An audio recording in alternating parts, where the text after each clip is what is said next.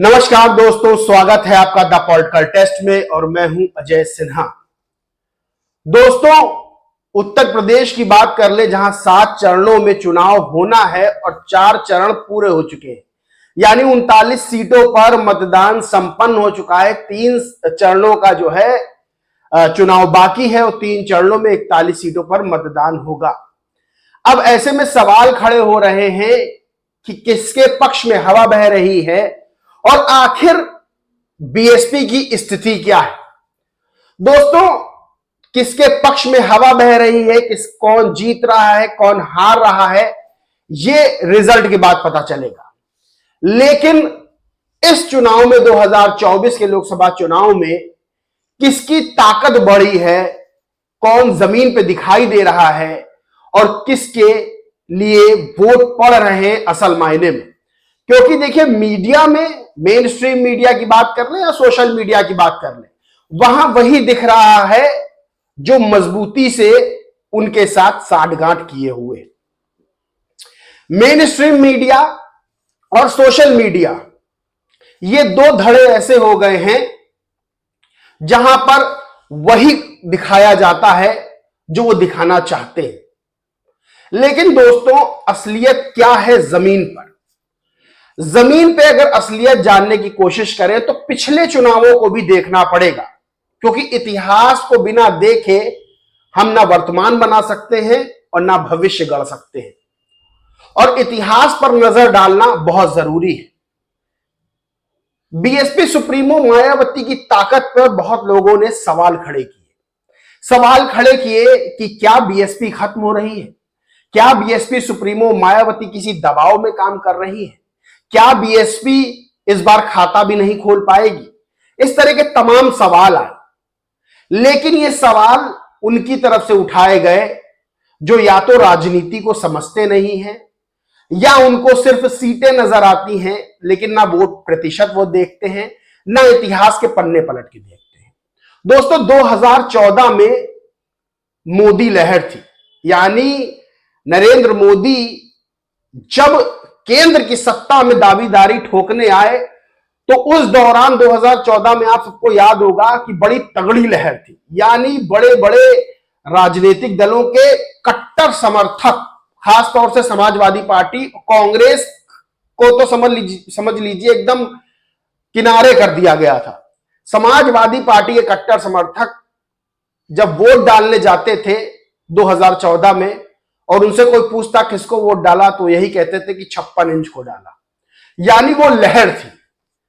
उस लहर में प्रधानमंत्री नरेंद्र मोदी का वो ऑरा था जिसके आगे बड़े बड़े नेता फीके पड़ गए थे, और उसी की वजह थी कि 2014 में उत्तर प्रदेश में 70+ सीटें बीजेपी की आई थी, जो 2009 में 10 सीटें थी बीजेपी की उत्तर प्रदेश के अंदर।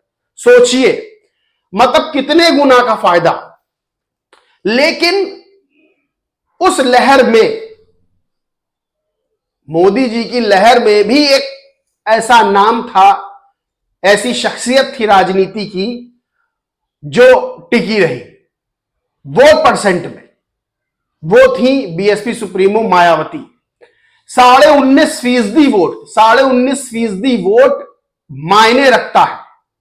19.5% वोट को उस हिसाब से देखें कि 100 वोट पड़े तो 19.5 वोट जो है वो सिर्फ बीएसपी को गए उस लहर में।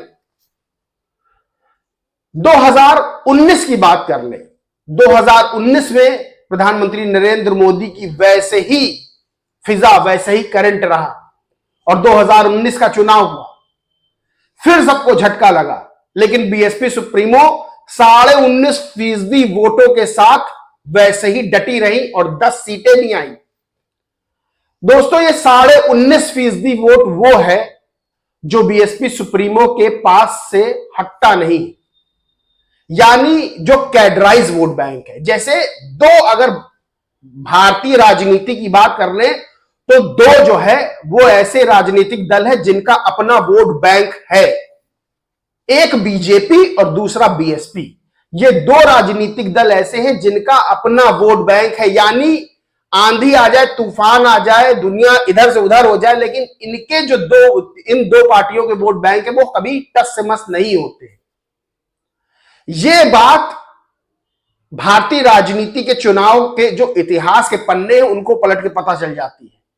2019 में भी बीएसपी सुप्रीमो को 19.5% के आसपास का वोट प्रतिशत मिला और 10 सीटें जीती, यानी 0 से 10 सीटें। बीएसपी सुप्रीमो मायावती के इन दो चुनावों को देख के यह बात तय हो गई कि बीएसपी सुप्रीमो की वो मादा, वो कुवत है जब वो पूरा गेम पलट सकती है। और यह बात तय है, उत्तर प्रदेश जैसे बड़े राज्य में 4 बार मुख्यमंत्री लेना, 1 बार पूर्ण बहुमत की सरकार बनाना, यानी बीजेपी ने 2017-22 में पूर्ण बहुमत की सरकार बनाई, अखिलेश ने 2012 में पूर्ण बहुमत की सरकार बनाई, लेकिन ये शुरुआत जो पूर्ण बहुमत की थी, यानी उत्तर प्रदेश में लंबे समय से पूर्ण बहुमत की सरकार नहीं बनी थी, वो शुरुआत की थी बीएसपी सुप्रीमो मायावती ने। यानी उत्तर प्रदेश की राजनीति में हर नया अध्याय लिखने में बीएसपी सुप्रीमो मायावती जो है वो आगे रही है। 2014 और 2019 में उनका वोट बैंक टस से मस नहीं हुआ। अब 2024 का चुनाव है और 2024 के चुनाव में बीएसपी सुप्रीमो मायावती ने वही रणनीति अपनाई जो 2007 में सोशल इंजीनियरिंग की अपनाई थी। और इस बार जो बड़े बड़े रणनीतिकार हैं, राजनीति को जानते हैं, वरिष्ठ पत्रकार हैं, जो उत्तर प्रदेश की राजनीति को समझते हैं, जो पहले ये कह रहे थे कि बीएसपी फाइट में नहीं, क्योंकि दोस्तों मीडिया और सोशल मीडिया पर जो दिखाया जाता है वो वही आम जनता जो है वो वही समझती है। पत्रकारिता में एक थ्योरी होती है, agenda setting theory. Agenda setting theory ये होती है कि एजेंडा सेट किया जाता है, यानी अगर किसी राजनीतिक दल बीजेपी या मानिए समाजवादी पार्टी या किसी राजनीतिक दल के लिए खबरें मेन स्ट्रीम मीडिया में दिखाई जाती हैं, तो जो डिलीवर होता है लोगों तक, जो आम जनता है, आम वोटर्स हैं, उनको लगता है कि हाँ ये चीज सही है, लेकिन उसके पीछे दिमाग होता है, एजेंडे सेट किए जाते हैं। इसी तरह होती है बुलेट थ्योरी। कई थ्योरीज काम करती है मीडिया में, और 2024 के चुनाव में, 2014-19 के चुनाव में भी ये काम किया, और लेकिन 2024 के चुनाव में खास तौर पे जहां सोशल मीडिया बहुत मजबूत हो गया है, वहां अपने अपने आईटी सेल हैं लोगों के, लेकिन बीएसपी सोशल मीडिया के मामले में उतनी परिपक्व नहीं है जितने परिपक्व जो हैं वो बीजेपी और इंडिया अलायंस के गठबंधन, समाजवादी पार्टी और कांग्रेस है, क्योंकि कांग्रेस और बीजेपी के सबसे बड़े आईटी सेल्स हैं। लेकिन अगर जमीन पे बात करें दोस्तों, तो बीएसपी सुप्रीमो मायावती ने सोशल इंजीनियरिंग का फॉर्मूला फिर से चला, 2007 में जो चला था और पूर्ण बहुमत की सरकार बनाई थी। जमीन की अगर बात करें तो दोस्तों ये तय है कि 19.5% वोट बैंक जो है वो तो बीएसपी के साथ है। और उत्तर प्रदेश में कहा जाता है कि जिसके पास 1 से 1.5% वोट बैंक भी होता है वो अपने आप में शहंशाह होता है। आप ओपी राजभर को देख लीजिए कि किस तरह से ओपी राजभर 2022 के विधानसभा चुनाव में उत्तर प्रदेश में अखिलेश यादव के साथ थे, और भरे मंच से वो सीएम योगी आदित्यनाथ और प्रधानमंत्री नरेंद्र मोदी पर टीका टिप्पणियां करते थे। ऐसे ऐसे बयान देते थे कि शायद यह माना जाता था कि भविष्य में बीजेपी कभी भी ओपी राजभर को साथ नहीं लाएगी। लेकिन हुआ क्या? हुआ यही कि ओपी राजभर चुनाव के बाद तुरंत पलटे और तुरंत वो बीजेपी के साथ अलायंस करते हैं और आज मंत्री भी है। यानी ओपी राजभर के पास महज 1.5% भी वोट हो, 1.5-2% वोट हो तो बड़ी बात। तो सोचिए 1.5-2% वोट जो विधानसभा चुनाव में जिनके पास है, और लोकसभा में तो उनको 1 सीट दी है, घोसी की सीट। वो भी बीजेपी ने बहुत दिमाग लगा के घोसी की सीट दी है, क्योंकि घोसी पे उपचुनाव में विधानसभा के जो विधायकी के उपचुनाव हुए थे उसमें ओपी राजभर बड़े बड़े दावे करके हार गए थे। यानी सोचिए जिसके पास 1.5% वोट है, 2% वोट है, उसकी भी क्या वैल्यू है उत्तर प्रदेश में। और बीएसपी सुप्रीमो की बात कर ले, जो सबसे खराब प्रदर्शन रहा विधानसभा चुनाव में, सबसे खराब, वो 12% वोट के साथ रहा। और लोकसभा चुनाव में तो 19.5% वोट बैंक है। अब दोस्तों अगर 2024 के लोकसभा चुनाव की बात करें कि जमीन पर हकीकत क्या है, तो दोस्तों ये बात तय है कि 20% के आसपास जो दलित वोट बैंक है और थोड़ा इधर उधर का वोट बैंक, वो मिला के 19.5% वोट बैंक जो है बीएसपी सुप्रीमो मायावती के साथ है। अब एक बड़ा वोट बैंक है मुस्लिम वोट बैंक 20%। सवाल खड़े हो रहे हैं कि क्या जो है जो मुस्लिम वोट बैंक है वो बीएसपी को जा रहा है कि नहीं जा रहा है। यानी समाजवादी पार्टी और कांग्रेस को मुस्लिम वोट कर रहे हैं, क्योंकि मुस्लिम सीधे वोट इसलिए कर रहे हैं कि बीजेपी को किसी भी तरह से हराया जा सके। उनका एक इस समय जो ध्येय है, जिसके जो कारण है वोट करने का, वो यही कि बीजेपी को हराया जा सके। लेकिन क्या वो समाजवादी पार्टी और कांग्रेस को वोट कर रहे हैं या फिर बीएसपी को वोट कर रहे हैं? तो दोस्तों, अगर 20% उत्तर प्रदेश में वोट बैंक मुस्लिमों का है और उत्तर प्रदेश में सबसे ज्यादा अगर टिकट किसी ने दिए हैं तो बीएसपी सुप्रीमो मायावती ने मुस्लिमों को टिकट दिए।